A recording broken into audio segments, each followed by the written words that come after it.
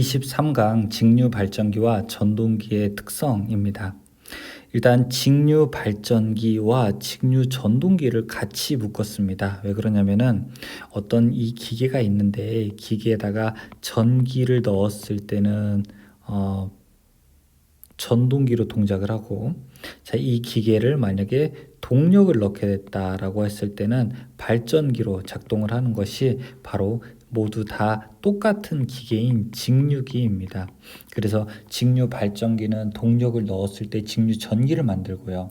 그 다음에 어떤 그 똑같은 기계에다가 만약에 전기를 넣었다라고 하면 이것이 전동기로 동작되고 있기 때문에 우리는 직류 발전기, 직류 전동기 합쳐서 그냥 이렇게 직류기라고 설명을 하겠습니다. 자, 여기 아래 내용이 나와 있게 되는데 조금 더 읽어보면은 직류기는 직류 발전기와 직류 전동기를 총칭하는 말이다. 직류 발전기는 기계적인 형태의 에너지를 직류 형태의 전기 에너지로 변환시키고, 즉 직류 전기를 발생하는 기계이죠. 그리고 직류 전동기는 직류의 전기 에너지를 회전 형태의 기계 에너지로 변환시키는 기계이다라고 할 수 있습니다. 직류 발전기는 어떻게 동작이 되게 될까요? 그 동작의 원리는 전기를 만드는 것은 바로 전자 유도 현상입니다. 저 앞에서 배웠는데 이렇게 코일을 막 감아 놓은 다음에 자석을 왔다 갔다 움직이게 되면 여기에서 전기가 만들어지는 거죠. 즉 유도 기전력이 만들어진다고 우리가 할 수 있습니다. 또 직류 전동기는 그러면은 직류 발전기에서 어떤 방향으로 전기가 만들어지게 될까요? 이거는 플레밍의 오른손 법칙에 의해서 이렇게 도체가 움직이고 그 다음에 이렇게 자기장이 있을 때 이 방향, 이 가운데 손가락의 방향으로 전기가 만들어진다라고 하는 것을 우리가 직류 발전기를 플레밍의 오른손 법칙으로 설명하고 있습니다. 직류 발전기의 구조는 3대의 조건이 있습니다. 첫 번째, 이 자석 부분, 즉 N극과 S극에 해당하는 자속을 만드는 계자 부분이 있고요.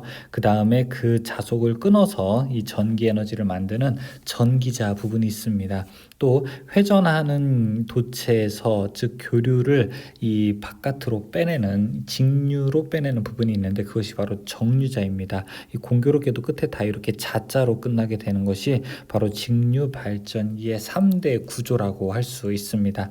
물론 이제 이 계자에서 만드는 자속, 즉 여기에 N극이 있고 이쪽에 S극이 있을 때 N극에서 S극으로 가는 자기장의 자속을 조금 감소시키는 부정적 역할을 하는 이 전기자의 반대 현상을 우리가 전기자 반작용이라고도 나타내고 있습니다.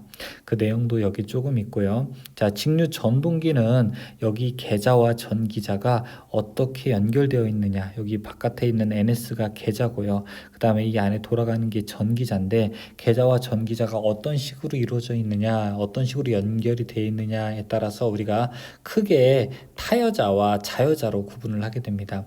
타여자는 이 계자에서 보내는, 계자로 흘러가는 전기가 이렇게 밖에서 흘러가는 겁니다. 밖에서, 외부에서 공급되는 거고, 자여자인 경우에는 전기자와 함께 연결이 되어 있습니다. 그런데 이제 두 개가 직렬로 연결되어 있으면 직권이라고 하고요. 병렬로 연결되어 있으면 분권이라고 하고요. 이 직렬, 병렬 혼합되어 있으면 이걸 우리가 이제는 복권이라고 하게 됩니다. 그래서 이런 다양한 직류 전동기의 형태도 있습니다. 직류 전동기는 어떤 용도로 사용되게 되냐면, 일반적으로 타여자는 아변기나 뭐 엘리베이터, 근데 이거는 조금 이제 엘리베이터에서도 크게 많이 사용되진 않는다고 했습니다. 자여자는 직권, 분권, 복권에 따라서 각각 다양한 용도를 표현하고 있습니다. 이건 역시 그렇게 중요한 부분은 아닙니다. 자, 이 부분을 잘 보셔야 됩니다. 속도 제어는 어떻게 하고 있는지 이거를 보도록 하겠습니다. 속도 제어, 속도식은 이렇게 됩니다. 속도식은 여기 K는 생각하실 필요 없습니다. 속도 N은 5분의 V-IARA라고 해서 하나씩 살펴보게 되면은 이 V는 전압입니다. 이 직류 전동기는 전압을 제어하는 것이 가장 일반적인 제어 방법입니다. 그 다음에 RA는 바로 저항입니다. 저항을 제어하는 방법은 잘 사용되지는 않습니다. 손실이 많아서요. 파이는 자속입니다. 자속을 제어하는 방법을 우리가 다른 이름으로 계자 제어다라고 부르게 됩니다. 전압이 가장 광범위한 제어다라고 우리가 말을 하게 된다면 계자 제어라고 하는 것은 우리가 정출력 제어다라고 이야기를 하게 됩니다. 이 정출력 제어는 왜 그러냐면 출력이라고 하는 것은 속도와 그 다음에 토크의 곱이 되거든요. 그래서 속도가 올라가게 되면 토크는 낮아지게 되고 속도가 낮아지게 되면 토크가 올라가게 돼서 P값은 일정하게 되는 특징이 있는데 이래서 우리가 정출력 제어다라고 설명을 하고 있습니다. 자, 이 세 개 중에 하나를 바꾸는 것이 바로 속도 제어가 되는 방법입니다. 첫 번째 전압을 바꾸는 방법, 두 번째 계좌를 바꾸는 방법이 있습니다. 전압은 무엇을 바꾼다고 했었죠? 속도를 바꾸는데 가장 광범위하게 바꿀 수 있고요. 계좌를 제어하는 방법은 이 계좌에 가는 자속을 바꾸는 겁니다. 자속을 바꾸려면 전류를 바꾸는 거고, 즉 계좌에 있는 저항을 증가하게 되면은 계좌에 흐르는 전류는 감소하게 되겠죠. 그리고 자속이 감소하게 되면은 속도도 증가하게 되는 이런 현상을 우리가 계좌 제어라고 하게 됩니다. 왜냐하면 아까 식에서 설명했지만 n 속도라고 하는 것은 어떻겠습니까? 5의 v-iARA 이렇게 됐었죠. 그래서 만약에 지금 여기 회로에 있는데 계좌 저항이 만약에 증가하게 되면은 이 계좌 저항에서 증가하게 되니까 IF가 계좌 전류입니다. 계좌 전류가 감소하게 되고요. 계좌 전류 감소하게 되면은 계좌의 파이 자속이 감소하게 되고 파이가 감소하게 되면 결국 속도가 올라가는 거죠. 그러면은 이상하네요. 자속이 감소하는데 어떻게 속도가 올라가죠? 이렇게 말씀하실 수 있는데 자속이 감소해서 속도는 올라가지만 또 토크는 낮아집니다. 그래서 출력은 일정하게 되는 그런 특징을 가지고 있습니다. 그러니까 속도가 빨라졌다 뿐이지 힘은 더 약해지게 되는 것이죠. 여기 저항 제어의 예시가 있습니다. 근데 저항 제어는 여기다가 저항을 넣는 거여가지고 지금은 잘 사용되지는 않습니다. 왜냐하면 저항에서 소비된 전기 모두가 다 그냥 버려지는 손실이기 때문에 그렇습니다. 다음에는 전동기를 세우는 방법이 있습니다. 그걸 우리가 이제 제동법이라고 하게 되는데요. 제동법은 뭐가 있을까요? 전기를 다시 만들면서 세우는 발전 제동이 있고요. 전기를 만들어서 다시 되살리는 회생 제동이 있고요. 그 다음에 이 극성을 반대로 해주는 역상 제동이 있게 됩니다.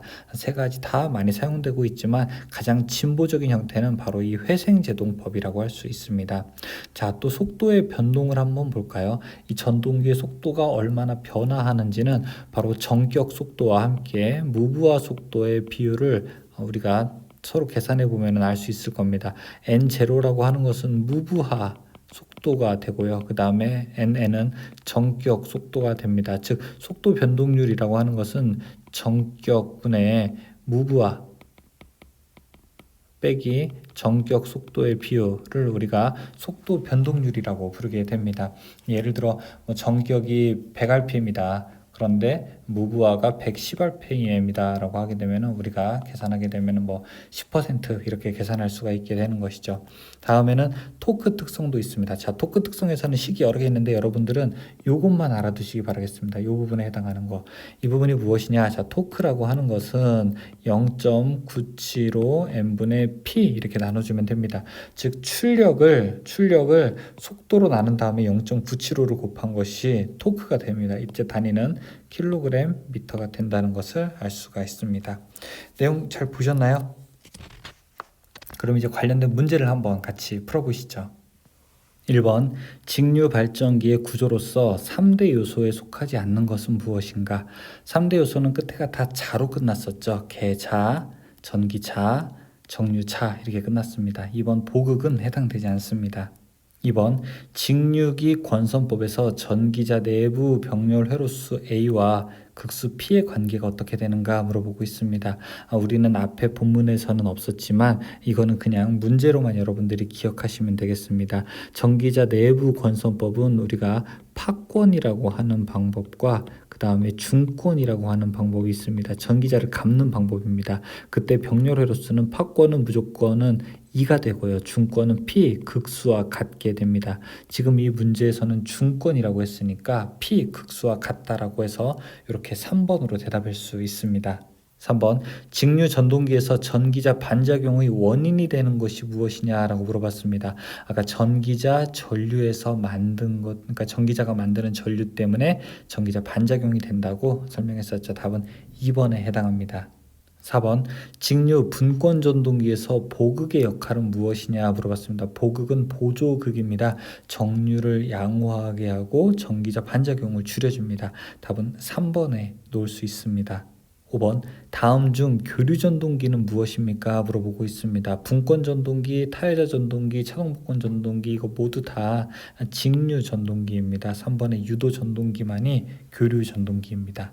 6번 직류 전동기의 속도 제어 방법이 아닌 것은 무엇일까요? 저항 제어법, 그 다음에 계자 제어법, 전기자 전압 제어법 모두 다 직류 전동기의 속도를 제어하는 방법입니다. 그러나 주파수라고 하는 것은 직류가 아니라 교류의 속도 제어 방법이 되겠죠. 답은 3번에 해당합니다. 7번 직류 전동기의 제동법이 아닌 것은 무엇일까요? 세우는 방법입니다. 전기를 발전시키면서 세우는 발전제동, 거꾸로 상을 걸어주는 역상제동, 그리고 전기를 되살리는 회생제동 모두 다 사용되는 방법입니다. 1번 저항제동이라고 하는 것은 전기적 제동이 아니라 기계적 제동 중에 하나입니다. 1번은 해당되지 않습니다. 8번 15kW 전동기의 전부하 회전수가 2420rpm일 때 전부하 토크는 어떻게 될까요? 토크는 0.975 n분의 p입니다. 그래서 0.975 n 값이 2420이 되고요. p 값이 15,000이 됩니다. 그 결과값을 구하게 되면은 한 6 정도 나오게 될 거예요. 답은 1번 6kgm가 됩니다. 여기까지 문제 풀어봤습니다. 직류 발전기와 전동기의 특성에 대해서 알아봤고 이제 우리는 24강 유도전동기의 원리와 특성에서 찾아뵙겠습니다. 수고하셨습니다.